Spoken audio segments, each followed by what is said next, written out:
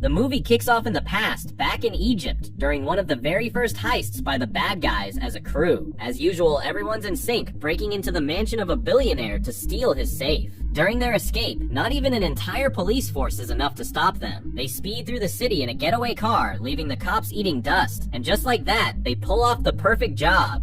Fast forward to the present. After the events of the first movie, the bad guys have served their time in prison. Diane has been elected mayor, and Rupert ended up in a maximum security facility. Now, Wolf is trying to live like a regular citizen and earn an honest living. His last resort? Applying for a job at a bank he actually robbed twice in the past. The recruiter obviously figures this out, and no surprise, doesn't hire him. The rest of the gang isn't having much luck either. Piranha, Tarantula, and Shark all face the same roadblocks. Their criminal records are like a permanent stain, making it almost impossible for them to live the normal life they're hoping for. Snake, on the other hand, seems totally chill, not stressing about things he can't control. But there's a reason behind his laid-back attitude, though the movie doesn't tell us just yet. Spoiler alert, it's love. On TV, the bad guys catch wind of a new criminal pulling off a series of heists. But here's the twist. This thief is using the exact same methods as them, and even leaves behind their signature mark. The mysterious figure has earned a name, the Ghost, because no one's been able to trace him. During one of her training sessions with Wolf, Diane encourages him to be patient. She tells him people want to believe in them. They just need a reason. And right then, it clicks for Wolf. If they help catch the Ghost, maybe the public will finally forgive them and give them the second chance they've been waiting for. So Wolf goes to see Misty, who's now been promoted to commissioner. He tells her he can help catch the Ghost, thanks to his experience. But his real goal? Get his hands on the police files to beat them to it and take the Ghost down himself, earning the city's respect in the process. Each team member brings something to the table, offering up valuable info that helps build a solid case. Soon they realize the next heist is going down at a wrestling event, where the championship belt is on the line. Misty reaches the same conclusion, so it's a race against the clock. They've got to get there before the cops do. When they arrive, they run into Snake, who's head over heels for Susan, his new love interest. The crew heads into the ring, convinced that one of the buff wrestlers must be the Ghost, so they jump in, ready to unmask him in front of everyone and put an end to his crime spree. Easier said than done. And when they finally rip off the mask, it turns out to be a trap. The whole thing was a setup to frame them as the real criminals. While making their escape, Susan swoops in to save the day with a fast food cart, and just like that, the bad guys are fugitives once again. Wolf tells Diane everything that happened, and shares their only lead. Every item the Ghost has stolen is made from a rare material called MacGuffinite. When Wolf returns to their hideout, he finds the rest of the crew knocked out. Turns out Susan wasn't really on their side after all. The bad guys are tied up, and that's when the villain trio makes their entrance. Pigtail, Petrova, Kitty Cat, and Doom. Kitty, the ringleader, shows them a video that exposes Diane's past as Scarlet Claw. She threatens to leak it and destroy Diane's life unless they agree to help with her plan.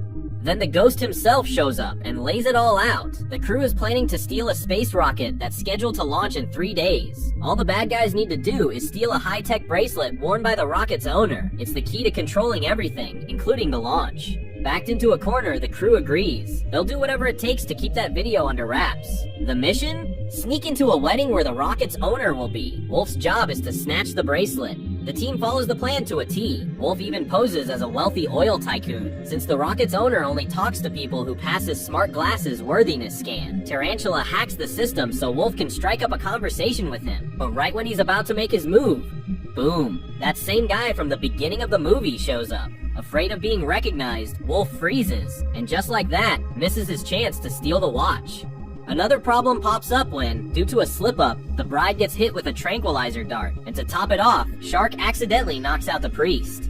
So yeah, change of plans. Wolf has to pose as the bride, and Shark takes on the role of the priest, but pulling this off is trickier than it sounds. Tarantula hacks the phone of the guy who's been suspicious of Wolf, so he realizes that the whole oil tycoon story is fake, and that Wolf's actually pretending to be the bride. That makes the guy jump in to stop the wedding, creating the perfect distraction for Wolf to swap the bracelets and switch places with the real bride, letting him make a clean getaway. With his part of the deal done, Wolf demands the video from Kitty, hoping to keep it from going public. But before handing it over, she opens up and tells her story, how she pulled off her first heist, and how that set her down the path of becoming a master thief with dozens of jobs under her belt. Wolf's real plan, though, was to secretly record her confession with a hidden camera, evidence that could clear their names and expose the Ghost as the true mastermind behind the recent robberies. But things don't go as smoothly as he hoped. Kitty, being as sharp as ever, was already a step ahead. She catches on, stops their escape, and handcuffs them again. Only this time, it's different. They're shackled with pure gold cuffs, because Kitty's plan isn't just about money anymore. All that MacGuffinite she's been stealing, it's to build a magnet powerful enough to attract gold. Proof? She activates it right there, lifting the bad guys off the ground and leaving them hanging midair. And her plan doesn't stop there. The rocket they just stole, it's headed to the International Space Station. And once she gets there, she plans to use the MacGuffinite-powered magnet to pull all the gold from Earth straight into space. But wait, there sits more. Another key part of this whole scheme, and the reason she knew exactly what to do, is thanks to info she got from Professor Rupert. Let's hit pause for a second so we can break down how exactly Professor Rupert got tangled up in all this. Let's rewind a bit. With the intel Wolf gave her that night, Diane paid a visit to Professor Rupert at the maximum security prison. There, he told her all about MacGuffinite and its magnetic properties that allow it to attract gold. But that wasn't the whole story. Turns out, Kitty had already visited him before. That's how she learned about this mysterious metal and its unique power. As part of the deal to get Rupert released, the video exposing Diane would have to be made public. That was the condition for Rupert to walk free and have all charges dropped.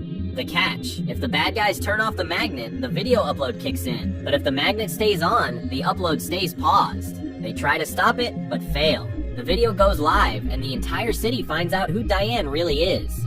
Meanwhile, Kitty and the others are just about to board the rocket when Diane intercepts them. She confronts them head-on, and although she has the upper hand thanks to her combat skills, the shock of seeing her secret identity exposed makes her slip up, giving them just enough time to shoot her with a tranquilizer dart. With the last bit of strength she has left, she manages to climb aboard the rocket.